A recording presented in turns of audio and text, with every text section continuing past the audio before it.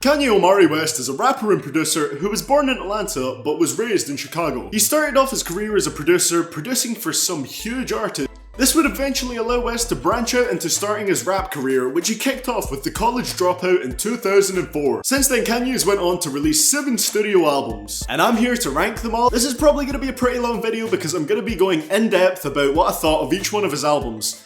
So it will take me quite a while to do, so I hope you guys enjoy, and if you like hearing me talk, then this is the right video for you. Also, really quickly, if you want to keep updated, you can follow me on Twitter at CDTVProductions, and I also made an Instagram and Snapchat account under the same name. So you can find me on all those social media accounts. Don't know how often I'm going to use the Snapchat and Instagram, but we'll see. But with that being said, guys, this is CDTV Productions, and let's get right into this list.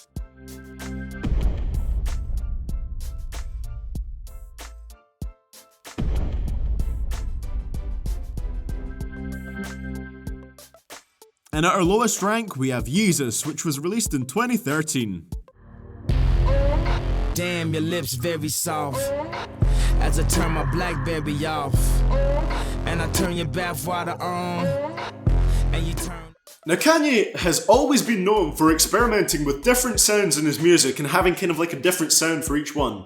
And I think Yeezus is one of his albums that actually shows this experimentation the most. And before I talk about the actual music, I just want to say the fact that this thing has no cover art and literally the physical copy just comes as a blank jewel case, it just kind of comes off as lazy. It just looks massively uncreative. But anyway, let's start with what I thought were the highlights with the actual music on this album. For me, Yeezus is still a good album, but it's not a great album. And that's mainly for the reason that the experimentation fell flat a few times over the course of this short album. Black Skinhead was one of my favourite tracks on here, and even though it has the dumb line, keep it 300 like the Romans, it is amazingly well produced and probably the song on here that has the most commercial appeal. The drums hit really hard on this song and I love the way it sounds and the themes of racism covered by Kanye on here. I think the pretty damn smart line that sums up how Kanye feels on this track is, they see a black man with a white woman at the top floor, they gon' come to kill King Kong.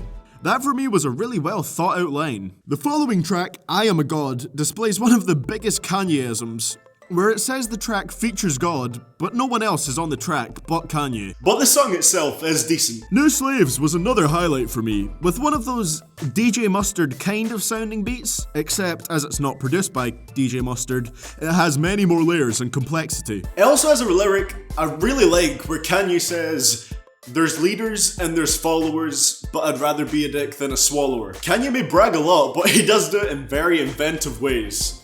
I also love Blood on the Leaves, which had such a hard drop with those loud trumpets coming in about a minute into the song, and I genuinely did not see it coming the first time I heard it. It's one of the best pieces of production on here. Of course, this album is lower than the others I have on here for a reason.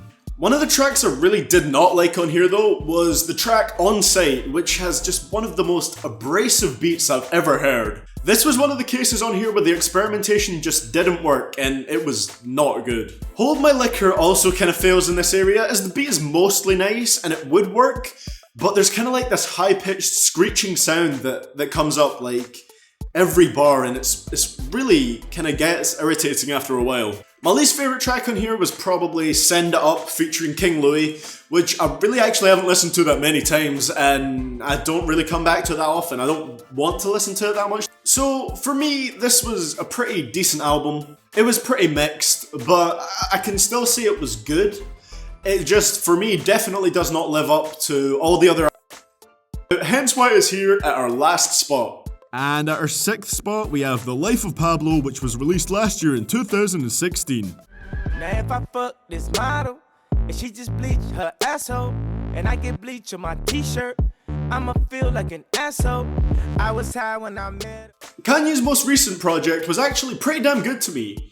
It was amazing when I heard it at first, because at that point I actually hadn't heard any other Kanye albums, believe it or not. But then, when I heard his other ones and compared it to Life of Pablo, it kinda got a little bit worse because I realised it wasn't as good as his other albums were. Now this one, it's kind of a step up from Yeezus in the cover art aspect, that it actually had cover art, but the only issue was the cover art for this was shit. It just looks awful to me and it looks so unappealing and I really don't like looking at it. But I still consider this a pretty good LP. Right off the bat, this starts off pretty strong with Ultralight Beam, which features a verse from Chance the Rapper. Kanye's strange style of singing works well enough here, but the big highlight for me was Chance's verse. His voice stood out really well with the mellow production. I also really liked the next two tracks, which were Father Stretch My Hands Part 1 and Part 2. Part 1 was actually a really positive sounding, happy song with an uplifting and catchy hook from Kid Cudi. However, when Kanye started auto-tune rapping, I still liked it, but it got funny in a very bad way. The line, if I fuck this,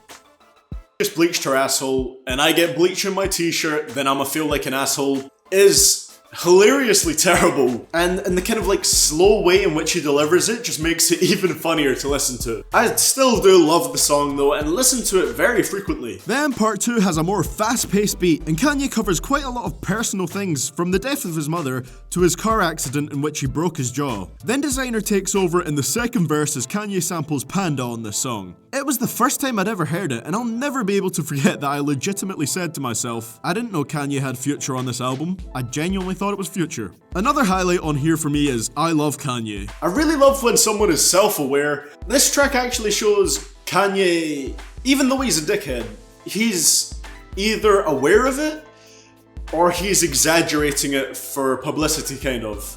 I think it's definitely one of those two. All in all, it was a very funny skit. FML and Real Friends were also highlights for me. The Weeknd had such a powerful hook on it, and it juxtaposes really nicely to Kanye's slow, steady rapping. And as for Real Friends, I really like the subject matter on here and how Kanye even rapped about how he could be a better friend to some people. They did well to add some emotion to this album's overall feel. Also, for another track, I really preferred the version of Facts that they used on here to the original version. I still hate the part where he says, "Did y'all get the message?" The way he says it on the track, he like screams it, and it doesn't sound good. It just doesn't sound good. As for the songs I didn't like so much, I wanted to like the track Fade, but the reverb on the vocals sounded pretty weird to me and kinda makes it harder to listen to than it should have been. By far, the worst for me on here was Freestyle 4. I honestly don't even know why it's on here. It sounds dreadful to me. I don't like the beat on it and the rapping on it is just not good. Another thing I noticed about this, which I didn't really feel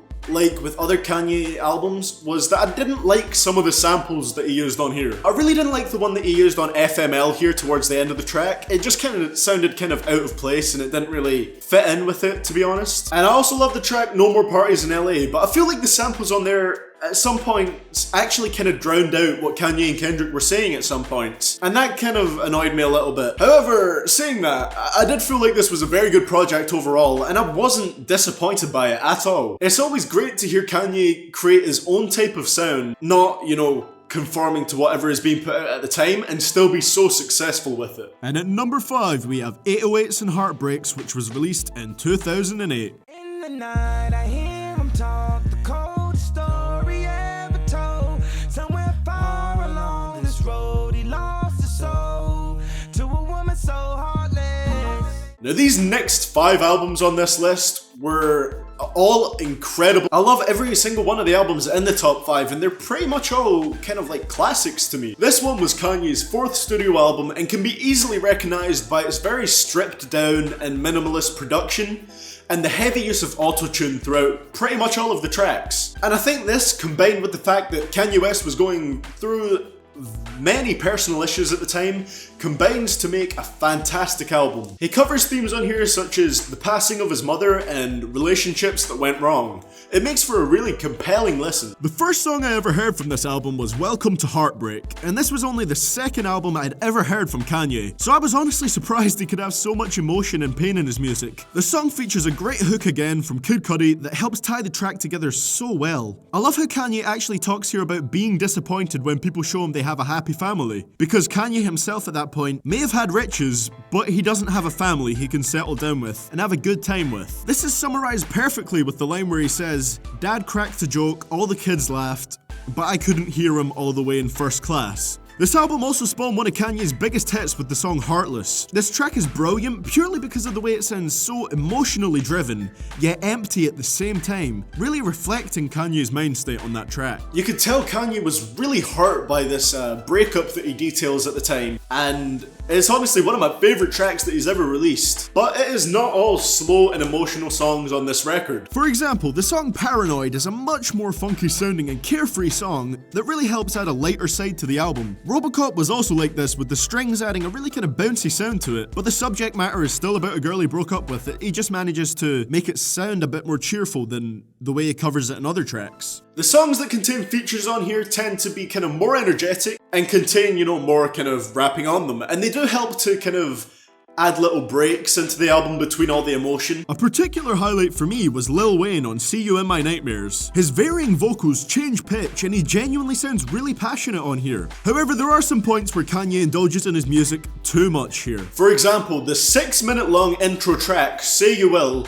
contains 3 minutes of Kanye rapping and then a whole 3 minutes of just the instrumental playing. Just the instrumental, nothing else. This also happened in the last 2 minutes of Bad News as well. But of course, this didn't ruin the album for me, and I mostly have positive things to say about it. Kanye took a big risk as usual with this album, and it definitely paid off. And at number 4 we have Graduation, which was released in 2007. Yes, I did. So I packed it up and brought it back to the crib. Just a little something, show you how we live. Everybody want it, but it ain't that serious. This album was Kanye's third and was definitely a huge departure from the kind of classy soul sound of his previous 2 efforts. With this album, Kanye wanted to focus more on creating anthemic very well to big crowds, and I think he majorly succeeded with this project. If you want pretty much an entire album of feel-good songs and party tracks from Ye, this is the album for you. The second song on the album, called Champion, has such a great sample and it just makes you feel great. Then we get to another one of Kanye's biggest hits, Stronger. I want to be able to praise this song more, but it's one of those ones I've heard so goddamn much, to the point where I've just got bored of hearing it, because it was such a big hit and it was on the radio all the time. A few members of my family listened to it like so much, and it's just like I've heard it to the point that it doesn't really entertain me anymore. He manages to pull off the anthemic sound he was going for overall in this album best on this track. The electronic infused beat he used on it working very well, and then of course there's that catchy ass hook. The album really picks up with one of my favourite Kanye tracks ever, which is Good Life featuring T-Pain. The celebratory hook is a joy to listen to, and me being the way I am, I really love the synth jabs in the background of the beat. The high-pitched sample also really helps lend to the bright and gleeful sound of the track. I also love T-Pain's contribution on here because he knows how to use autotune so well. And then Kanye also works well to mix in more kind of relaxed and chilled out tracks on here. Everything I Am just sounds amazing, with an old school piano beat with some turntable scratches during the hook, really cementing the classical sound it has. This was one of the few songs on here that actually sounds like it could have fit the mold for a kind of College Dropout / late registration type track. I do love the album, but there are maybe a couple of tracks that I could have done without.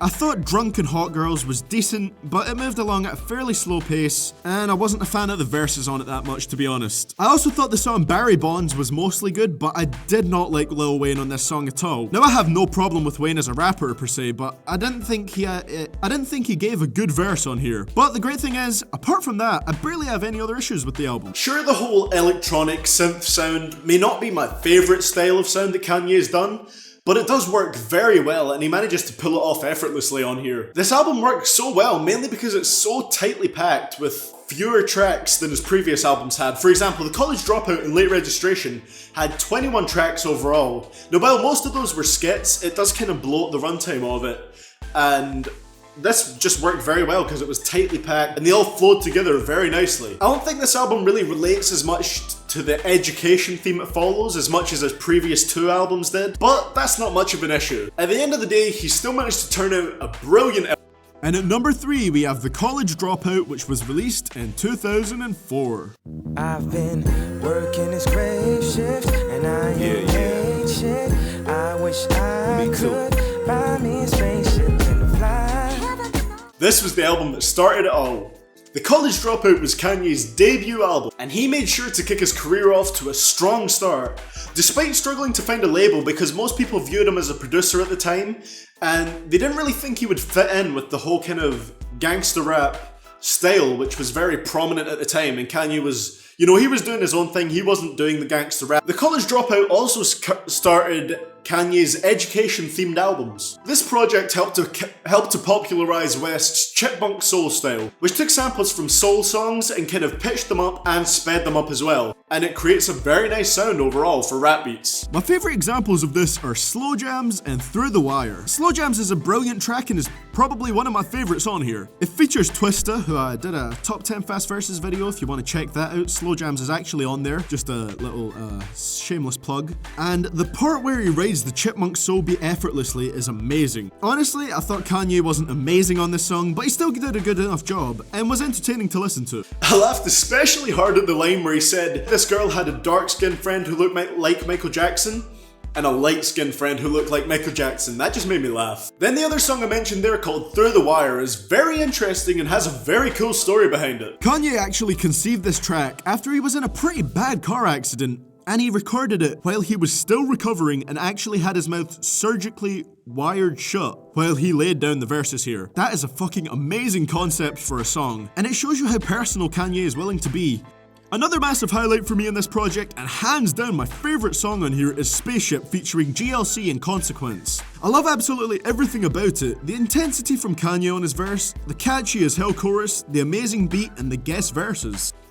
Here Kanye talks about working at the Gap he was younger and how he was paid very little and how much he disliked his boss. It is basically thoughts you would expect to hear from someone working at a dead-end job, and I feel like a lot of people would be able to relate to the message on this track. And actually, overall, I think this album speaks on so many relatable themes. This can also be shown in All Falls Down, which covers the theme of consumerism and how we buy things that we don't really need just to show off or to make it look like we're better off than we actually are. There's also a few more fun and playful tracks on here, such as The New Workout Plan, which is a comical track where Kanye doesn't actually really talk about many workouts, but it's still entertaining to listen to. As for the tracks I don't like, there aren't really any I dislike on here. I guess I could say that Last need to be 12 minutes long, but it was interesting to hear Kanye basically talking about his entire story of his rise to fame at the end, so I still wouldn't really complain about it. Like, it doesn't really need to be that long, but it's still interesting at that length. It also kind of annoys me how School Spirit is completely censored for some reason, but oh well. And I honestly can't believe I first listened to it only a few weeks ago. He did a good ass job with this one. And at our second spot, we are getting close here. These are the top two albums in my opinion. And our second one, we have Late Registration, which was released in 2005. I know it's past visiting hours, but can I please give her these flowers?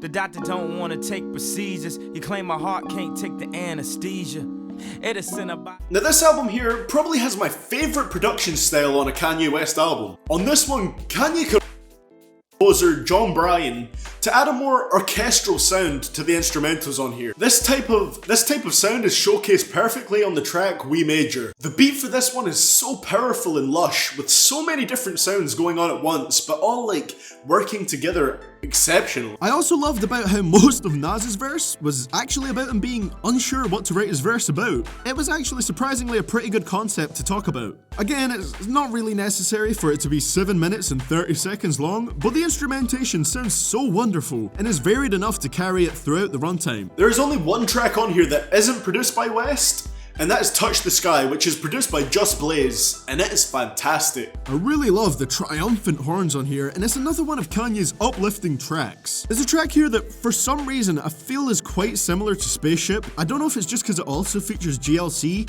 but Drive Slow gave me a Spaceship kind of vibe. Instrumentally, they don't really sound that similar, but one reminds me of the other. Either way, it's a fantastic, chilled out track. And then I think one of the deepest cuts on here has to be the song Road. That song is just fucking beautiful, and I was so surprised when I heard it, especially because it came after the bumping song Crack Music. On this song, Kanye talks about visiting his grandmother in hospital after she came very close to passing away. One of the best lines on this track was when he talked about the nurses in the hospital asking for his autograph because obviously he's Kanye West, but how that's kind of disrespectful at the time because he was there to see his grandma who was in a very serious situation. Another song in a similar vein is Hey Mama, which, as you can guess by the title, is a track from Kanye dedicated to his mother, Donda West. You can tell from this how close he really was to his mother, and it makes it even more sad that Kanye's mother would pass away 2 years after this album's release. As for the low points or tracks that I disliked, I'm kind of bored of the song Gold Digger for the same reason that I'm bored of Stronger, just because it's such a big hit and I've heard it so many times, but it is not a bad song, I've just got bored of it. I love all the rapping on here, but I cannot emphasize how beautiful the production is, and it is one of Kanye's finest achievements to date. And at number 1 we have what I consider to be the best Kanye West album released to date. We have My Beautiful Dark Twisted Fantasy, which was released in 2010. Had to take him to that ghetto university. The lights, top lights, flashlights, spotlights, strobe lights, street lights, all of the lights, all of the lights.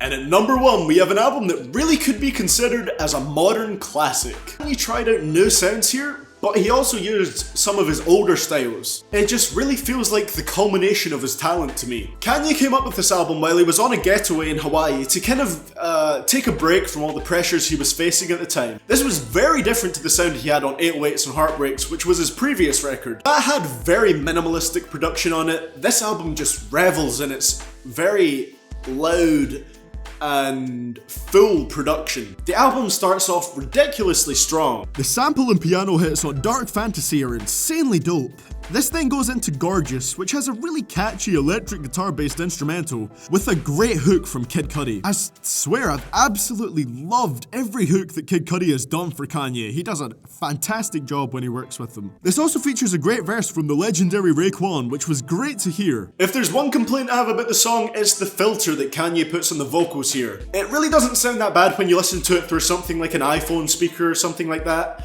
but when you put on headphones and listen to it, it really kind of drowns out the vocals, and it is annoying because Kanye is talking about some real stuff on here, you know. It's talking about the theme of racism, which is something that Kanye covers a lot in his music, but sometimes it's kind of hard to focus on when the vocals are being drowned out that much. Then we get to the legendary track Power. The production on this whole album is fucking exceptional, and this is a great example of that. It builds up so nicely in the verses, and it's a great energetic track. The beat and the tone of this song also switches up very nicely in the outro of the song, where he basically talks about the fact that it could be nice to die at that point where he has so much power, because at least that way, like he said, it would be a beautiful death jumping out the window.